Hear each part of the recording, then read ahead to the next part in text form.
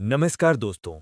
क्या आपने कभी सोचा है कि कई बार हॉस्पिटल में मरीज को लाने या रेफर करने पर क्यों एक ही खास एम्बुलेंस बार-बार आती है? या फिर क्यों कुछ एम्बुलेंस वाले हॉस्पिटल के गेट के बाहर 24/7 खड़े रहते हैं, जैसे किसी नेटवर्क का हिस्सा हो? तो आइए आज समझते हैं भारत के प्राइवेट एम्बुलेंस माफिया की वो कहानी, जहां इंसान की जान से ज्यादा कीमती है कमीशन। और कैसे अस्पतालों और एम्बुलेंस ऑपरेटर्स के बीच चलती है दलाली की अदृश्य डील। दोस्तों, अगर आप ऐसे ही जमीनी एक्सपोजे और सिस्टम की सच्चाई जानना चाहते हैं, तो अभी चैनल को सब्सक्राइब कर लीजिए ताकि अगला सच आपसे छूट ना जाए। इमरजेंसी के नाम पर भारत के कई शहरों में एक अनऑफिशियल नेटवर्क काम करता है।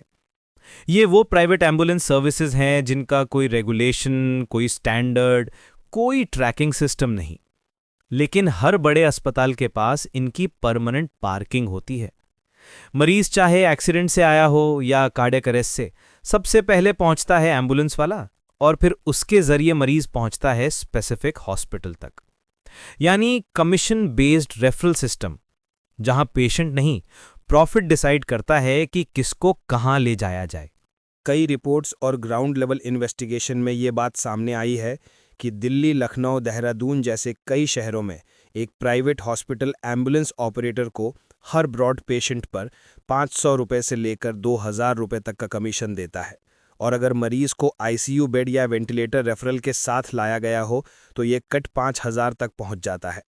अब जरा सोचिए, जब जान बचाने वाली गाड़ी जान के दाम पर सौदा करने लगे तो मरीज किस पर भरोसा करे।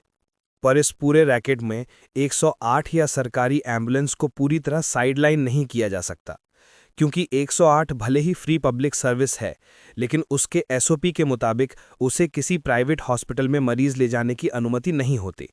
फिर भी कुछ मामले ऐसे सामने आए हैं जहां मरीज की मर्जी से या फिर प्लान्ड तरीके से 108 एम्बुलेंस से भी प्राइवेट हॉस्पिटल में केस ट्रांसफर कर दिए गए। असल में कुछ बड़े हॉस्पिटल के बिजनेस डेवलपमेंट ऑफिसर्स, 108 एम्बुलेंस के कोऑर्डिनेटर्स और फील्ड टीम के कुछ सदस्य आपस में साइलेंट अंडरस्टैंडिंग बनाए रखते हैं।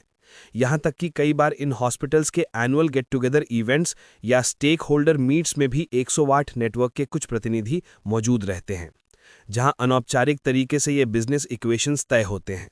यानी मरीज की डेस्टिनेशन अब उसकी मेडिकल नीड नहीं, बल्कि सिस्टम के अंदर का नेटवर्क प्लानिंग तय करता है। अस्पताल और एम्बुलेंस के बीच ये अघोषित रिश्ता अब रेफरल इकोनॉमी बन चुका है। अक्सर हॉस्पिटल स्टाफ खुद अपने फेवरेट एम्बुलेंस वालों को कॉल करता है और मरीज के परिजनों को बताया जाता है 108 बिजी है, प्राइवेट बुलाओ। यानी सिस्टम के अंदर से ही पेशेंट को मैनिपुलेट किया जाता है। और इस दलाली के बीच कभी-कभी जेन्युइन पेशेंट क्रिटिकल डिले का शिकार हो जाता है, क्योंकि पहले डिसाइड होता है कमीशन, फिर शुरू होती है ट्रीटमेंट। आप सोच रहे होंगे इतने सालों से ये रैकेट कैसे चलता आ रहा है। जवाब है no enforcement plus high demand plus easy money. कई छोटे शहरों में प्राइवेट एम्बुलेंसेस बिना मेडिकल इक्विपमेंट, बिना ऑक्सीजन और बिना ट्रेन्ड स्टाफ के चल रही हैं, फिर भी एक्टिव हैं, क्योंकि लोकल हॉस्पिटल उन्हें बिजनेस पार्टनर की तरह ट्रीट करते हैं और कोई रेगुलेटरी ऑडिट नहीं होती। यहां तक कि कई बार हेल्थ डिपार्टमेंट के पास इनकी ऑफिशियल लिस्ट तक नहीं होती। इस खेल की सबसे बड़ी कीमत देता है मरीज का परिवार। हॉस्पिटल गेट पर खड़ी वो एक गाड़ी जो किसी की उम्मीद बनती है, वो दरअसल किसी और की अर्निंग सोर्स होती है। और यही हेल्थ केयर सिस्टम की सबसे खतरनाक मॉरल फेलियर है। सॉल्यूशन आसान है, लेकिन पॉलिटिकल विल चाहिए। पहला, प्राइवेट एम्बुलेंस रजिस्ट्रेशन पर जीपीएस लिंकिंग मैंडेटरी हो। दूसरा, रेफरल कमीशन को क्रिमिनल ऑफेंस डिक्लेयर किया जाए। तीसरा, पब्लिक को अवेयर किया जाए कि 108 या गवर्नमेंट एम्बुलेंस सबसे पहले कॉल करें, क्योंकि इमरजेंसी सिस्टम तभी सैक्रेड बनेगा जब उसे मार्केट सिस्टम बनाना बंद किया जाएगा।